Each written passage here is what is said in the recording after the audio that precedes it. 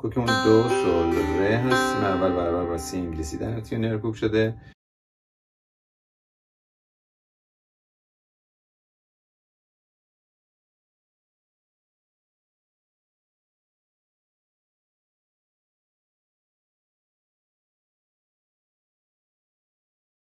طریقت سی بمول و میکرون داریم. میگیم ره ره ره ره ره ره ره سول سول سول سول سول فا ره ره ره ره ره ره سول سول سول سول سول فا. حالا میریم سراغ لا، میگیم لا ریز لا سول سی لا سول لا دو سه چار یک لا سول سی لا سول دو سه چار یک. 5 ضرب در اصل باید بکشیمش. سول فا لا سول فا سول دو سه چار یک فا می سول فا می ره. دوباره از لا تکرار میکنیم. بعد از تکرار میگیم سکوت سی لا سول فا سول لا سول لا سول فا لا دو سه چهار. 4 ضرب این رو کشیدیم. سی لا سول فا سول لا فا سول فا می ره. سکوت سکوت ره ره ره ره ره ره ره سول سول سول سول سول فا ره ره ره ره ره ره سول سول سول سول سول فا. دوباره میریم سراغ لا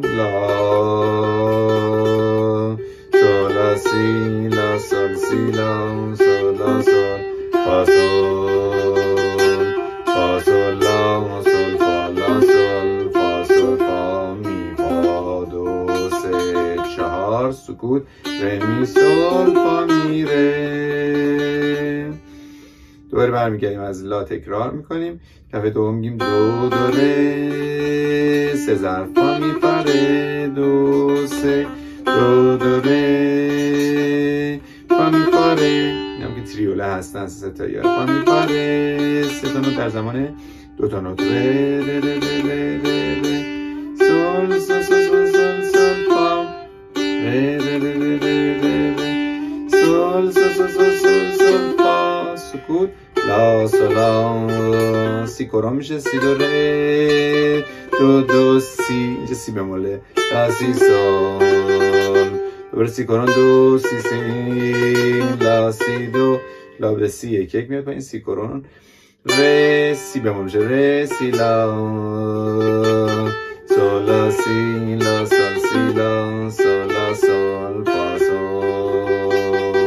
باز 5 ضرب سول رو میکشیم. فا سول لا سول فا لا سول فا سول فا می فا. این هم باز 5 ضرب ره می سول فا می ره. این 3 ضرب سول لا سی لا سول سی لا سول لا سول فا سول دو سه یک. سکوت فا سول لا سول فا لا سول فا سول فا می فا دو سه چهار یک ره می سول فا می ره دو دو ره.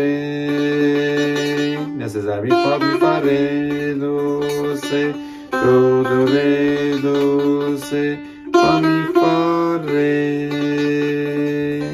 آخری رالنتاندو یا به تدریج کند کردن رو توش داشتیم.